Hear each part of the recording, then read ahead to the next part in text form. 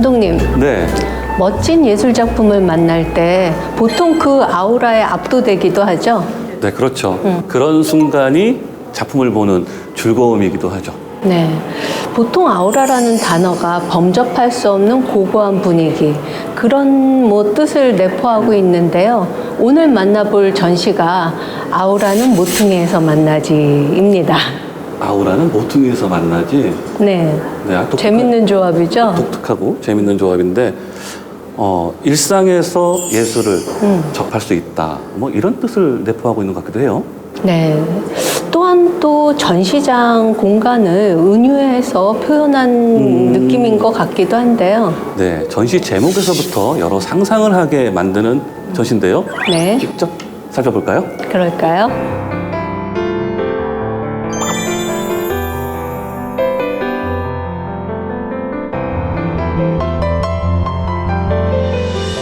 안녕하세요. 안녕하세요. 아트센터 예술의 시간 디렉터 주시영입니다. 네, 반갑습니다. 저희가 예술의 시간은 두 번째 방문인데요. 그새 계절이 바뀌었네요. 그러게요. 벌써 낙엽이 지고 있습니다. 네.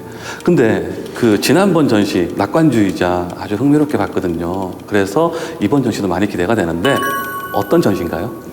네, 이번 전시 아우라는 모퉁이에서 만나지는 두 여성 회화 작가 박진아, 이혜인의 회화 작품을 모은 2인전입니다.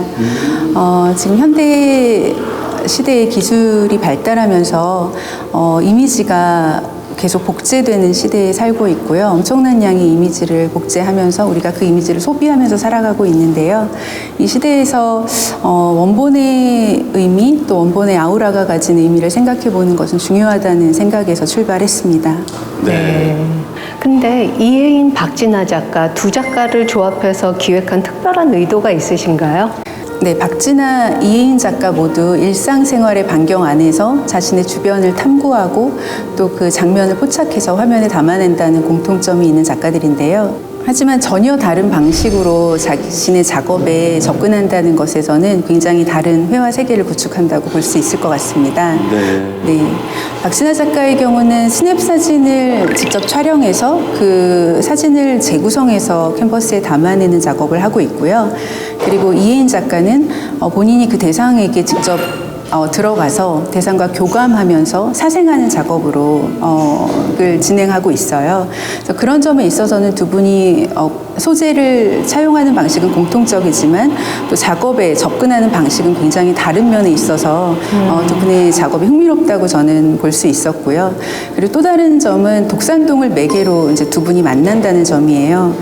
박진아 작가는 예술의 시간의 모기업인 영일프레시전의 공장 내부로 들어가서 공장에서 일하고 있는 노동자들의 현장을 포착하고 그 장면을 공장 시리즈로 선보이고 있고요.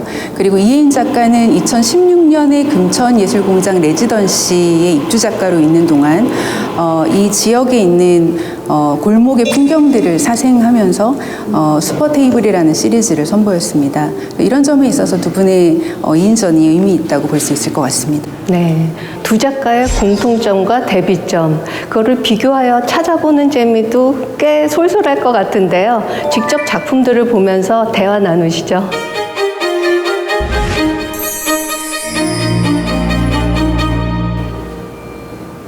네. 박진아 작가는 독일에 머물고 있다고 들었는데요. 박진아 작가는 어떤 작가인가요? 박진아 작가는 일상 속 장면을 관찰하고 주변을 탐색해서 캔버스에 옮기는 작업을 하고 있습니다. 사실 박진아 작가는 사진을 그대로 재현하는 작가는 아니고요. 중요한 부분은 이분이 사진의 여러 가지 그 장면, 시간성을 포착한 이후에 그 여러 가지 스냅 사진들을 조합하고 그 안에서 새로운 작업을 구상하게 되는데요. 그 구성하는 과정에서 작가의 감각적 사실이 굉장히 투영되고 또 캔버스에는 회화적 장면으로 재현되게 됩니다. 네. 그래서 그런지 캔버스 밖 관람객과 눈을 마주치는 사람들이 보이고 또 저기 거울 안에서는 이 일하는 사람들을 찍는 작가의 모습들도 보여요. 블루피플과 운송 같은 게 그런 작업인데요. 회사 공장 내부는 아무래도 외부인 출입 금지의 구역이고 그 안에서 외부인이 들어가서 그들을 관찰하고 사진을 찍는 과정에서 서로 어색한 지점이 분명히 있었을 것 같아요. 그래서 이분들도 사진을 찍는 박진아 작가를 계속해서 쳐다보게 되고 했던 특징들이 드러났던 작업이었다고 말씀하시더라고요. 그래서 이 사진들을 조합해서 구성하시려고 할 때 굉장히 고민이 많으셨다고 합니다. 서로의 낯선 심경을 그렇죠. 그대로 표현을 했군요. 네. 네. 자, 그럼 다음 작품 또 보러 갈까요? 그럴까요? 네.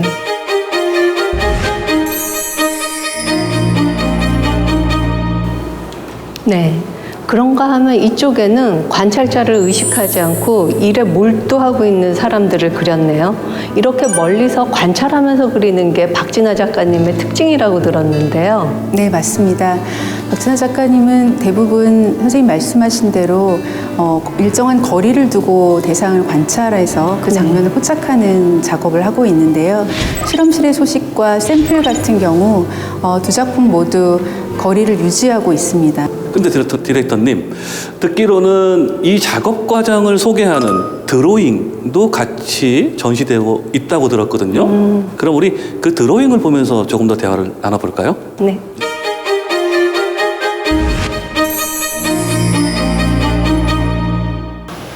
자, 여기에 이 테이블 위에 박진아 작가의 드로잉이 전시되어 있는데요.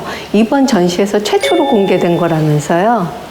네, 맞습니다. 박진아 작가가 드로잉을 전시한 건 이번이 처음인데요. 네.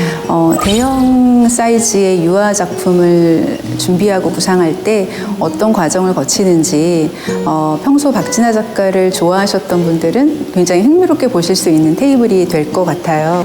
직장에서 근무하시는 분들의 일과와 작가가 그것을 예술적으로 다시 드러내기 위한 그 과정이 아주 이 드로잉을 보면 잘 녹아 있고 어떤 유추도 가능한 네네. 그런 작업들 같아요. 그럼 우리 이제 이혜인 작가를 만나러 갈까요? 네, 이혜인 작가님, 보러 가죠. 네.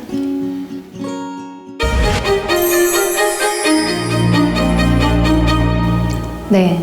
저희가 쭉 박진아 작가님 작업부터 먼저 둘러봤는데요. 두 분 작업이 대비되면서 시너지를 내고 있는 것 같아요. 여기 이 공간은 슈퍼테이블 시리즈인데 어떤 작업들인가요? 네, 제가 2015년에 이 근처에 있는 금천예술공장이라는 레지던시 프로그램에 참여하게 되었어요. 그래서 1년 동안 이 지역에서 생활을 하면서 네. 주변에 그 근로자분, 공장에서 일하시는 근로자분들이 이렇게 자주 찾는 구멍가게들이 많이 있다는 사실을 알게 되었고, 저는 이제 주로 야외에서 직접 현장에서 작업을 하는데, 그 가게들의 밖에 이제 사람들이 앉을 수 있게 마련한 그 테이블을 제 작업실 삼아서 그림을 그려보면 어떨까 생각해서 하게 된 작업입니다. 네. 그 이혜인 작가님은 네. 음악도 하세요. 여기 지금 흘러나오는 음악. 이것이 이제 작곡하신 거라고 하는데 어. 그 다른 작품 보면은 31 Day of KRCS인가요? 네네. 이게 무슨 뜻인지 잘 해석이 안 됐거든요. 31 Days of KRCS라는 음악 작업은 지금 이제 나오고 있는 음악인데, 네. 이 슈퍼테이블 시리즈를 제작하기 1년 전에 사실 만들어진 음악이고요. 그때는 그림을 그리겠다는 생각은 못하고 그 구멍가게들에 묻혀져 있는 김밥, 라면, 커피, 담배라는 그 문구를 보고 이 지역에서 일하시는 분들의 어떤 필수적인 기호품 같다고 생각이 들었어요. 그 네 가지 단어를 상징하는 문자고요. 네네. 그리고 그 네 가지 단어를 31일 동안 한 사람이 아침, 점심, 저녁을 해결한다면 어떻게 될까라는 이제 생각을 가지고 그걸 랜덤하게 이제 배치를 한 어떤 시 같은 것을 쓰고 그 KRCS를 음악 코드로 변환을 해서 멜로디를 붙이고 박자를 넣어서 만드는 음악입니다. 그 작업의 동기 대비 네. 음악은 너무 고운 것 같지 않아요? 굉장히 서정적이죠. 네. 저는 굉장히 오래된 클래식을 듣는 줄 알았어요. 네, 그러면 우리 다음 작품 또 네. 펼쳐볼까요? 그럴까요? 네.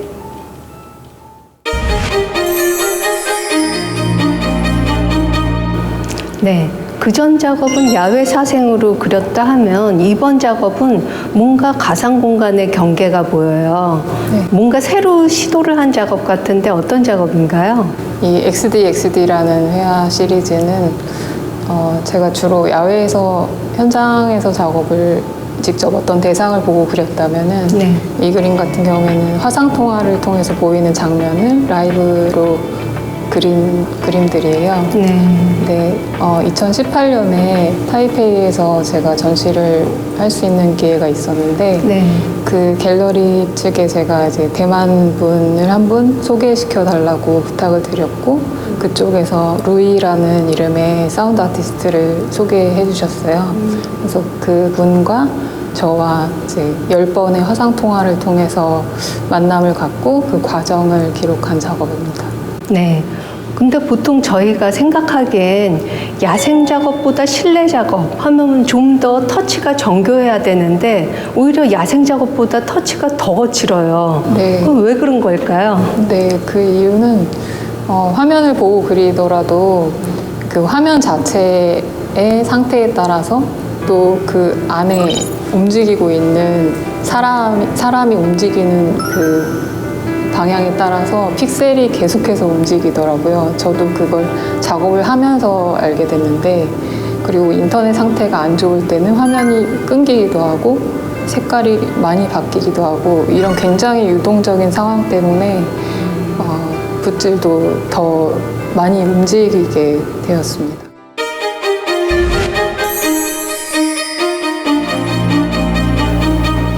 네, 이번 전시에서는 우리 이혜인 작가님 회화의 변화라고 할까요? 그것이 고루 드러나고 있어요. 근데 지금 보고 있는 이 작품은 또 다른 방식을 엿볼 수 있다고 하던데 네. 어떤 것인가요? 네, 지금 가운데 보이시는 작품은 달까지 히치하이크라는 작품인데요. 최근에 제작한 작업이고 어떤 코로나 상황 때문에 좀 야외 작업이 힘들어지는 상황도 있었고 또 그런 야외 작업들이 반복되다 보니까 좀 새로운 방향을 찾고 싶기도 해서 실내 작업을 시작을 했는데 그러다 보니까 어떤 이전에 저에게 어떤 조건이 되었던 야외 환경 같은 그런 소재들이 없는 거예요. 그래서 실내 작업을 하면서는 어떤 걸 과연 그려야 할까 그런 고민들이 많았어요. 그랬을 때 소재는 뭐 달이나 보시다시피 뭐 돛담배, 뭐 바다 이런 굉장히 어떻게 보면 많은 사람들이 그려왔고 흔한 소재이긴 하지만 그런 소재를 제 나름대로 어떻게 풀어갈 수 있을까 하는 생각을 가지고 달까지 히치하이크 한다는 마음으로 한 단계 한 단계 이렇게 거쳐가는 그런 과정에 직접 결과물이 이 작품이라고 할 수 있습니다. 네. 네, 그럼에도 불구하고 이 양옆에는 작가님이 작업하신 그 작업 과정을 또 그려놔서 좀 새로운 느낌으로 다가와요. 네, 그 양옆에 위치한 작품은 안내서 왼쪽, 안내서 오른쪽이라는 작품인데요.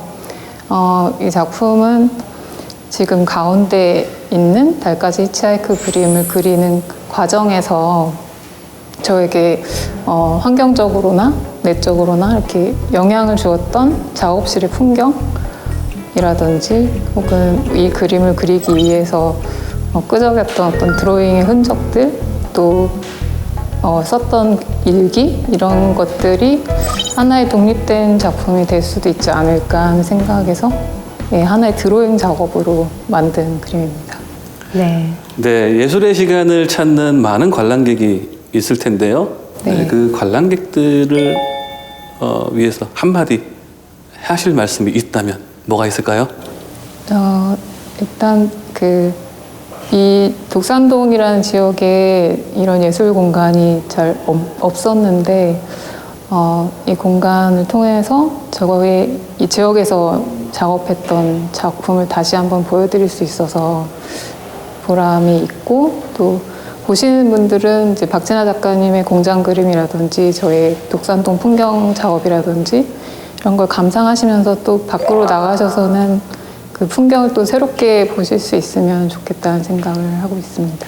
네, 아마 그 작가님 말씀을 들으신 분들은 그 네. 부분을 깊게 생각해서 아마 작품을 관람하지 않을까 싶고요. 네. 네, 지금까지 우리 이혜인 작가님과의 대화였습니다. 감사합니다. 네, 고맙습니다.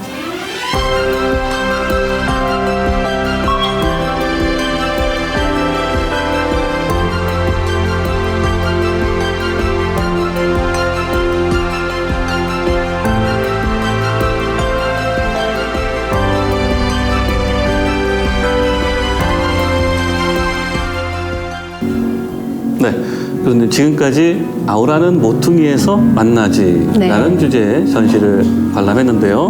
네, 박진아, 이혜인 작가 네. 이인전이었습니다. 저는 이 전시를 보면서 결국은 일상을 얘기하는 것이지만 작가마다 다르게 해석할 수 있다는 점, 네, 그리고 그것이 어떻게 표출이 되고 있는지를 목도할 수 있었던 아주 네. 인상적인 시간이었습니다. 교수님은 어떻게 보셨어요? 네. 베토벤은 연주하고 연습하는 예술 세계보다 더한 기쁨은 나에게 없다라고 말했죠. 이 두 작가들도 온통 삶 자체를 예술화시키면서 우리가 평범하게 한시적으로 지나칠 수 있는 일상을 영혼의 예술로 완벽하게 기록하지 않았나 싶네요.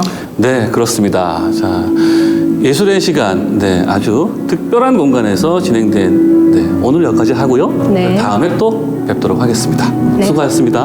네. 딜라이브가 제안하는 문화충전 미술여행 뚜루두 뚜루두 갤러리.